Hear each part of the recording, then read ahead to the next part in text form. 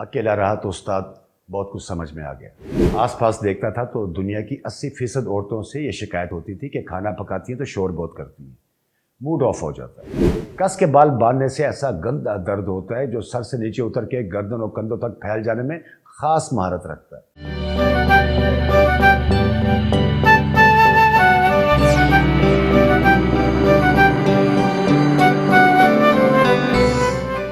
السلام علیکم ناظرین، کیسے ہیں؟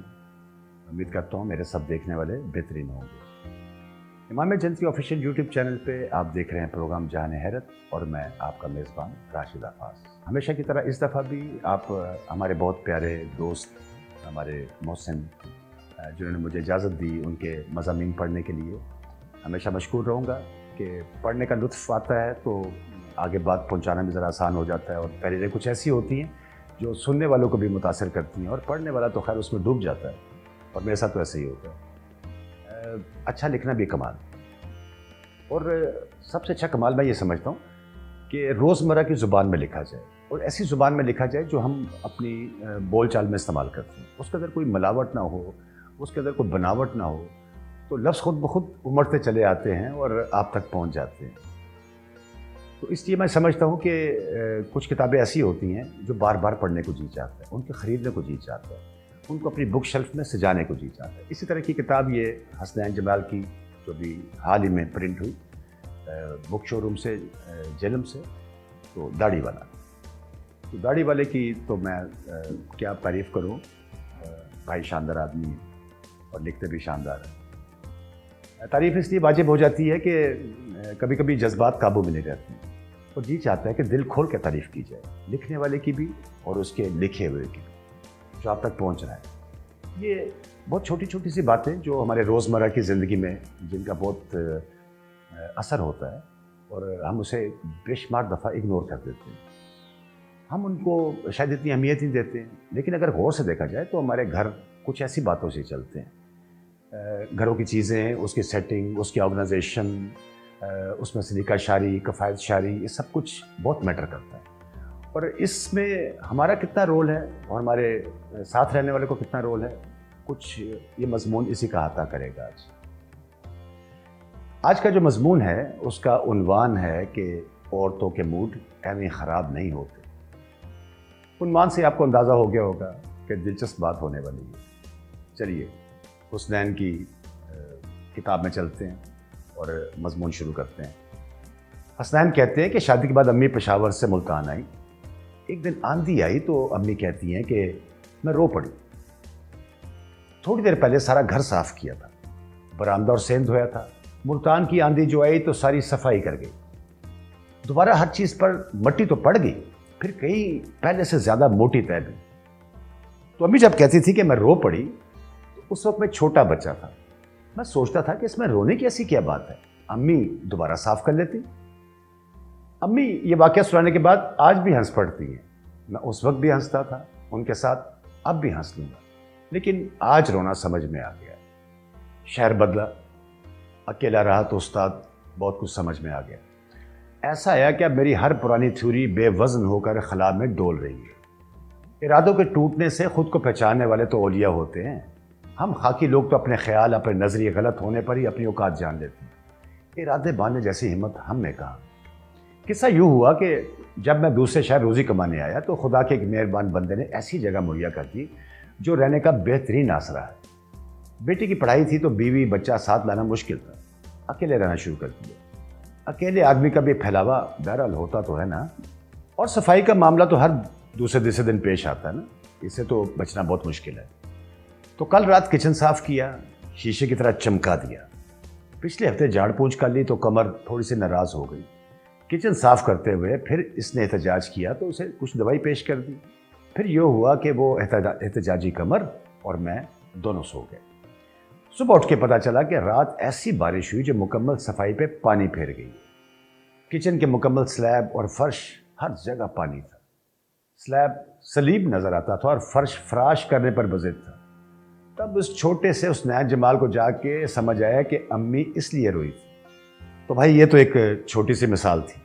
آس پاس دیکھتا تھا تو دنیا کی 80% عورتوں سے یہ شکایت ہوتی تھی کہ کھانا پکاتی ہیں تو شور بہت کرتی ہیں، موڈ آف ہو جاتا ہے، گرمی لگنے لگتی ہے، پھر پکا کے فوراً سامنے رکھ دیں گی لیکن خود نہیں کھائیں گی کہ بھوک مر گئی ہے، ابھی نہیں کھانا، بعد میں کھا لیں گے۔ میں اس بات کو نخرہ سمجھتا تھا۔ یہاں آیا تو صرف اپنے لیے روٹی سالن شروع کیا، یار قسم پیدا کرنے والے کی واقعی موت پڑ جاتی ہے۔ سالن بن جائے تو اس کی خوشبو اور گرمی سے پیٹ بھر چکا ہوتا ہے، روٹی پک جائے تو دھوئیں سے بھوک مٹ جاتی ہے۔ ایک بندے کے لیے بنانا ہو یعنی صرف اپنے لیے تو پھر تو تھوڑا سا آسرا ہوتا ہے، ایک آدھ روٹی بنا لی، چلو دوسری بھی ہو گئی، لیکن جہاں دوسری سے تیسری روٹی لگانی پڑے واللہ بھوک ختم ہو جاتی ہے، بلکہ توا بھی پرایا لگنا شروع ہو جاتا ہے۔ تب میں نے جانا کہ اس میں ناراضی کا دخل نہیں ہے، یہ ایک قدرتی عمل ہے۔ خدا جانے کون سے ہارمون اس میں جلتے ہیں جو ایک بھوکے انسان کا پیٹ خوشبو اور دھوئیں سے بھر دیتے ہیں، لیکن ہوتا بالکل یہی ہے۔ تو کھانا پکانے والے سے اسی وقت بیٹھ کے کھانا کچھ ایسے ہی ہے جیسے کسی کو گردن سے پکڑ کے آپ اس کی چونچ میں زبردستی دانہ ڈال دیں۔ پونی بنائے چھوٹی بچیاں مجھے بہت ہی پیاری لگتی تھیں۔ اکثر میری بیٹی آئلہ جب چھوٹی تھی تو ماں اس کی پونی کس کے بنا دیتی تھی، تھوڑی دیر میں دیکھتے تو وہی کھلے کے کھلے بال۔ ہم لوگ بالوں پہ اسے زیادہ کچھ نہیں کہتے۔ میری بیوی بہت زیادہ جب غصے میں آتی تو کہہ دیتی تھی کہ پھر چانٹے کھول لیے، ابھی باندھے تھے تمہارے سارے بال۔ تو یوں ہوا کہ جب میں یہاں آیا تو سر کے دائیں طرف ایک چھوٹا سا دانہ نکل آیا، پھر وہ بڑا ہو گیا۔ پہلے میرے بال فوجی کٹ سے ہوتے تھے، دانے کی وجہ سے بڑھانے شروع کر دیے کہ وہ بالوں میں چھپ جائے گا۔ دوا دارو چلتے رہے، 4-5 مہینے بعد دانہ آخر ختم ہو گیا، لیکن بالوں کی وجہ سے محسوس ہوا کہ بھائی جو اپنا گنجا پن ہے وہ کچھ کم لگتا ہے، تو بال بڑھنے دیے۔ ایک دن اتنے بڑے محسوس ہوئے کہ پونی بن سکتی تھی تو بنا لی، طبیعت ہری ہو گئی۔ تب فقیر نے یہ جانا کہ بچیاں اپنے بال کھلے کیوں رہنے دیتی ہیں۔ کس کے بال باندھنے سے ایسا گندا درد ہوتا ہے جو سر سے نیچے اتر کے گردن اور کندھوں تک پھیل جانے میں خاص مہارت رکھتا ہے۔ اور پھر اسی طرح مجھ جیسے بے شمار وہ مرد جو لمبے بالوں کی تعریف میں شاعریاں کرتے ہیں، گانے گاتے ہیں، ان کو کالی گٹھاؤں سے تشبیہ دیتے ہیں، انہیں 2-3 سال اگر اپنے بال بڑھانے پڑ جائیں تو یقین کریں دماغ ٹھکانے پہ آ جائے گا۔ ابے نہا لیا تو سوکھتے نہیں، سکھا لیا تو منہ پہ آتے ہیں، گردن پہ کاٹتے ہیں، کھانا بناؤ تو چولہے سے بچاؤ، لیٹو تو بال پہلے سنبھال کے لیٹو، بیٹھو تو پہلے انہیں پروٹوکول دو، باہر جانے کے لیے باندھو، گیلے باندھ نہیں سکتے کہ سر میں درد کریں گے، نہ باندھو تو کہنے والے کہیں گے حسینہ نہا کے بال کھول کے بازار میں آ گئی ہے۔ اور یاد آیا مجھے شکایت ہوتی تھی کہ بیٹی کا شیمپو بہت جلد ختم ہو جاتا ہے، وہ بھی سارا کیس اب سمجھ میں آ گیا۔ ہم لوگوں کے 3-4 انچ سے لمبے بال تو ہوتے نہیں ہیں، ادھر کئی فٹ کا حساب ہوتا ہے۔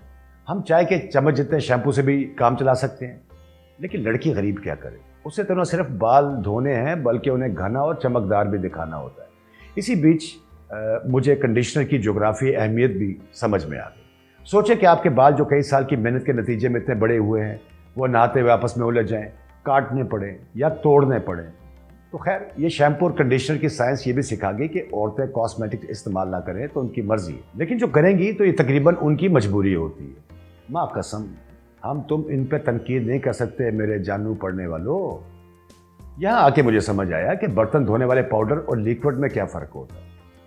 کیا ایک ایسا مرد جس نے روزانہ کی بنیاد پہ برتن نہ دھوئے ہوں کبھی یقین کر سکتا ہے کہ ڈش واشنگ پاؤڈر باقاعدہ ہاتھوں پہ خارش بھی کر سکتا ہے، ناخنوں میں چبھتا بھی ہے، کوئی خراش یا زخم ہو تو اسے خراب بھی کر سکتا ہے، اور ہاتھوں کی جلد کا الگ ستیہ ناش کرتا ہے سرکار، برابر کرتا ہے۔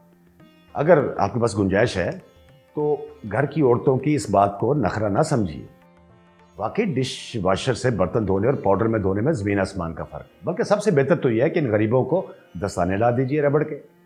میں صرف اپنے لیے برتن دھوتا ہوں، لیکن جس نے 5-6 بندوں کے برتن دھونے ہیں وہ آپ کے لیے ناخن ہرگز نہیں رکھ سکتی۔ اور ہاں، برتن دھونے سے بھی کمر میں ایک روحانی قسم کا درد ہوتا ہے، اور عورتیں جھوٹ نہیں بولتی۔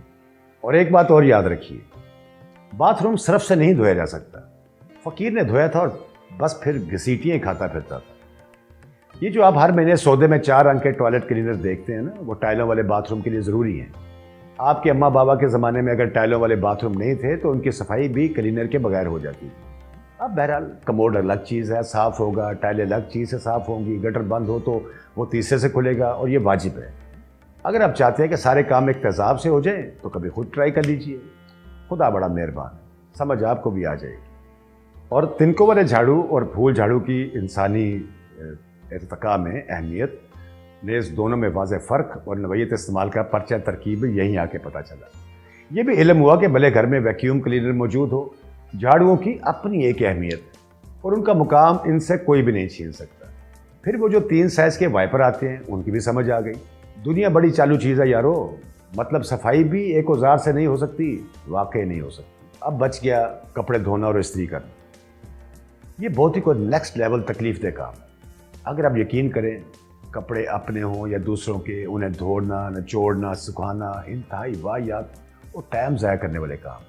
واشنگ مشین ہے, ڈرائر ہے تو اس کو لگانا اور سمیٹنا, اس میں بھی ٹھیک ٹھاک قسم کا رائتا پھیل جاتا ہے. آپ مانیں گے یہاں میری بھی بس ہو گئی. کلم کلے ایک آدمی کے کپڑے, وہ بھی نہ دھلتے ہیں نہ استری کر سکتا ہوں. گھر کے باہر پھیرے میں ساتھ جاتے ہیں, دھل گئے تو یہاں لا کے استری باہر سے کروا لیے. ویسے کپڑے دھونے سے بھی زیادہ بور کام استری کرنا ہے.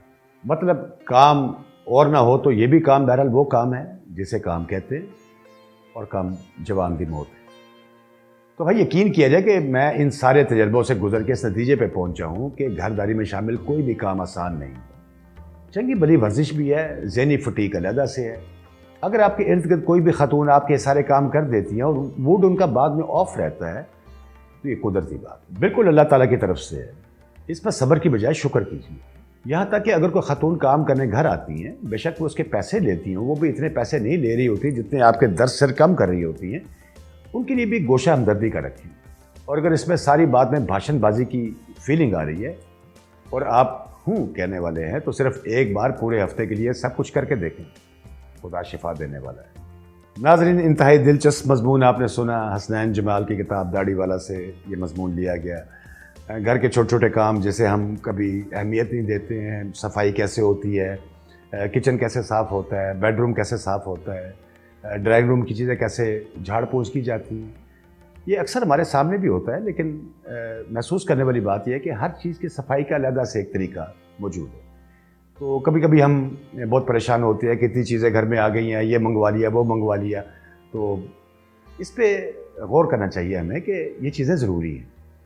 غصہ کھانے والی بات کوئی نہیں. خود کر کے دیکھیں گے تو سمجھ بھی آ جائے گی. تو حسنین بھی شاید یہی کہنا چاہتے ہیں کہ جس تن لاگے سو تن جانے. تو ہمارے ارد گرد جو چیزیں موجود ہوتی ہیں, کبھی ان کو غور سے آنکھ بھر کے دیکھیے, آپ کو اندازہ ہوگا یہ صاف کیسے رہتی ہیں, ان میں سے مٹی کیسے غائب ہوتی ہے. یہ اگر آپ کے سامنے ٹیبل جو ہے, سینٹر ٹیبل جو ہوتی ہے ڈرائنگ روم کی, یہ چمک کیسے رہی ہے. صوفے پہ بٹی نہیں ہے تو کیوں نہیں ہے. یہ فرش صاف ہے تو کیسے صاف ہے. ظاہر ہے صاف کرنے والے تو گھر کے اندر ہی ہے نا, آپ بھی گھر میں رہتے ہیں. چیزیں آتی رہتی ہیں, چیزیں جاتی رہتی ہیں, چیزیں ٹوٹتی رہتی ہیں, چیزیں بنتی رہتی ہیں. چیزوں کے ساتھ آرائش رہتی ہے, لیکن چیزیں تبھی کمال کی لگتی ہیں جب وہ صاف ستھری رہیں اور دیکھنے والا ان کی داد دے. آج کا یہ مضمون آپ نے سنا, اپنی رائے سے ضرور نوازیے. آپ کا فیڈ بیک میرے لیے انتہائی حوصلہ افزائی کا باعث ہوتا ہے. اپنے میزبان راشد عفاظ کو اجازت دیجیے. ہم سب کا اللہ نے کے بعد.